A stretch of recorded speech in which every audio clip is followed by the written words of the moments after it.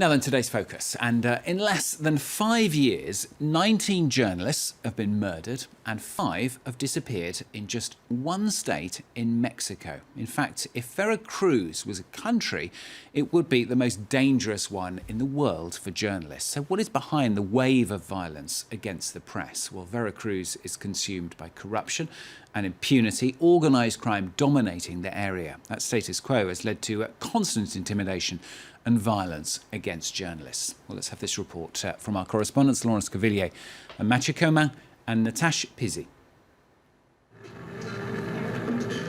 Ruben, a young journalist killed last year. On the first anniversary of his death, colleagues are plastering his name outside the government palace in Veracruz. These are pictures of Ruben that a photographer friend took. Ruben was the kind of guy who loved being goofy. Noé and Ruben were close. They worked together covering news often dominated by drug cartels. They reported on the murders of many of their colleagues. I think the hardest thing at the moment is the issue of self-censorship. You never know if or when you're stepping across the line, whose nerves you're going to hit. That's the most complicated part. In Veracruz, journalists have to work under the gaze of orejas, the ears. These rather indiscreet spies are sent by local authorities to monitor them. Noé and Ruben confronted the government about the constant harassment. They're ordered to take photos of all the protesters, all the members of the press. What's the intention behind that? Why do you take photos of all of us and record the conversations we're having? What's that for? A few months after that, Ruben was threatened and fled from Veracruz. Weeks later, he was shot and killed in Mexico City. We caught up with Noé and found he's living under government protection with state security guards. He's been getting a string of online threats. Take this guy, for example. I don't know who he is, but this is what he wrote to me. You're just saying you're being threatened to get publicity, you failed writer. I know where you live. On social media, another person Noé doesn't know has been accusing him of working for a drug cartel.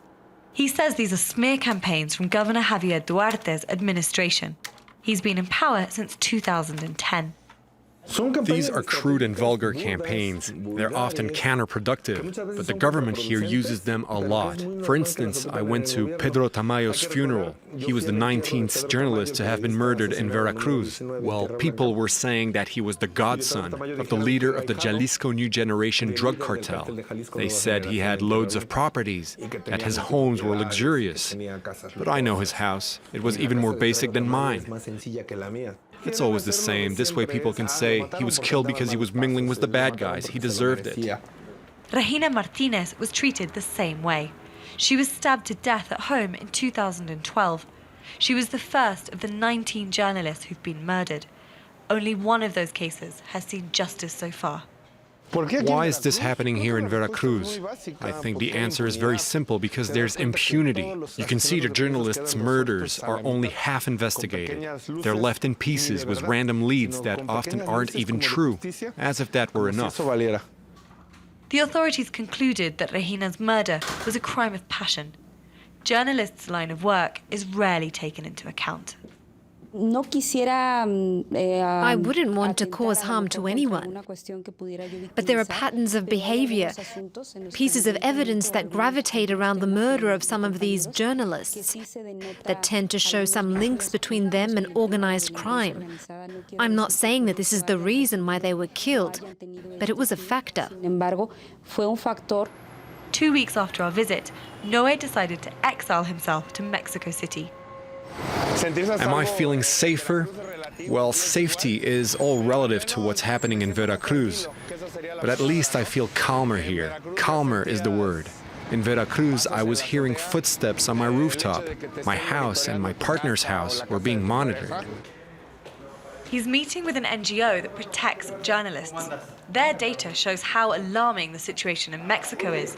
Of all the attacks they've registered in what's gone on this year, 49% were carried out by state officials. This leaves us totally defenseless, because the very people responsible for protecting us are the main ones perpetrating human rights abuses against journalists. The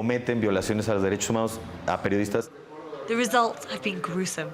For journalists in Veracruz, the danger is equivalent to that in Syria or Iraq, according to their research. The Veracruz state government is totally co-opted or penetrated by organized crime, which is not rare in Mexico.